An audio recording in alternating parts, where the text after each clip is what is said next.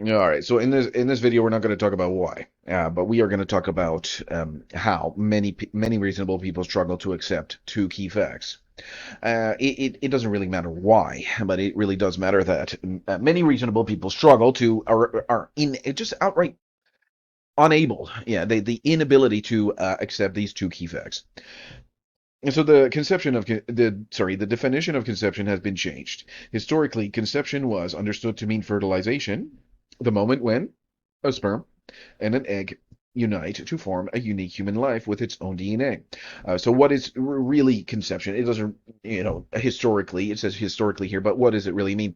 In real life, like based upon, real embryology, medical science we will understand that the ovulation occurs and the sperm will meet the egg, and boom, at that moment there's a baby. I mean, there's nobody that can deny that. But they want to redefine that. They want to redefine the conception. However, modern medical organizations, including ACOG, so this is the American College of Gynecology. American College of Gynecology have redefined conception to mean implantation. Right? This shift is not based on biological reality, but rather on political, legal, and pharmaceutical interests. By redefining conception, the industry avoids acknowledging the loss of a human life when implantation is prevented. All right, so what will they say? They say, well, the blastocyst failed to implant. What does that sound to me? That sounds like just the potential, but it certainly was not a potential. It really was. Um, it sounds like for example, the sperm. That there's hundreds and thousands of even millions of sperm that will fail to meet with the egg. Does that mean that a sperm is a unique human life? No. Right. So that's what that's what they make it sound like. It's just a sperm that has failed to conceive the egg, but it certainly is not. Right. So there's a very a very strong deception here, and it's not based upon medical science. It certainly is based upon just the industry and certainly the pharmaceutical interests. And Dr. Dow Shirley is aware of this fact. All right, so the number two fact is that successful fertilization occurs. And the baby dies at implantation, right? So this is really sad, and then this is why this is such a serious matter. This is a very egregious crime. Yeah. So even those who accept that fertilization creates a new human life often deny the fact that many contraceptives and so-called preventative drugs do not always stop ovulation, but instead make the uterine lining inhospitable. This means that a successfully conceived human embryo can die before implantation due to external interference. Despite the biological evidence in embryology textbooks, many refuse to acknowledge this uncomfortable reality, as it would force them to reconsider their stance on birth control and reproductive rights. This resistance to truth is not based on scientific evidence, but rather on emotional and ideological conditioning, making it difficult for many to confront the ethical implications of their beliefs. All right, so let's go back to number two here. What does that mean?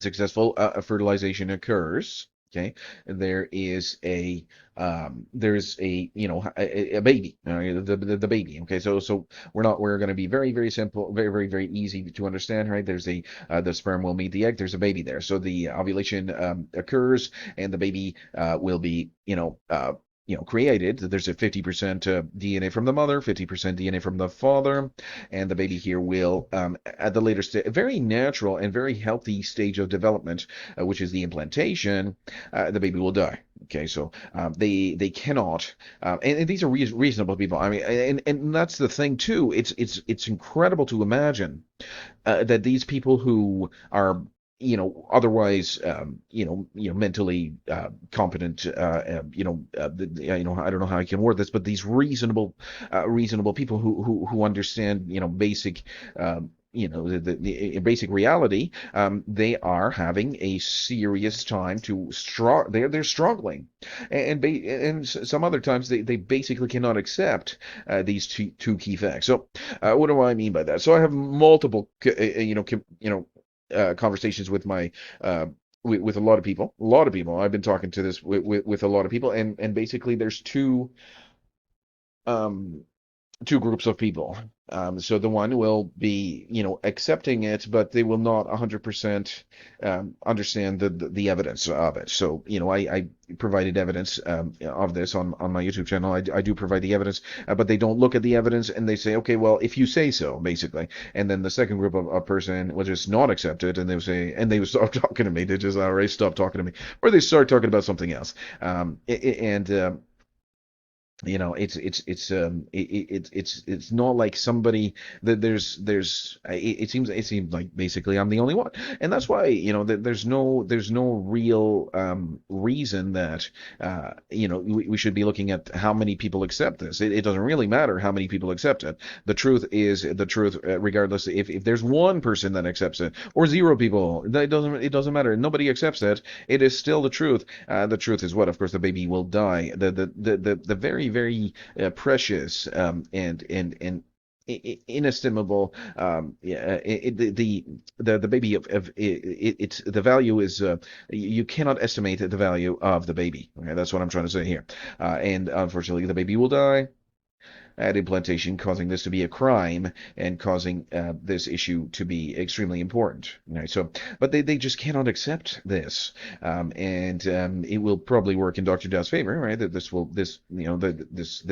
the matter that the people cannot understand the reality, and they will just continue on in their the human mind, right, fails to accept this, right, and that's really what's important to understand. It's a some sort of psychological kind of barrier. I don't know what you could call it, to disregard it's not some sort of hearsay evidence. I mean, these are scientifically um, sound, reasonable arguments that are based in fact, and they even admit so, that that the baby will die in implantation, which is pretty it's ridiculously uh, she is ridiculously culpable in not only hiding these facts, but hiding behind the shield that is the this kind of cognitive refusal to admit, right? It's the human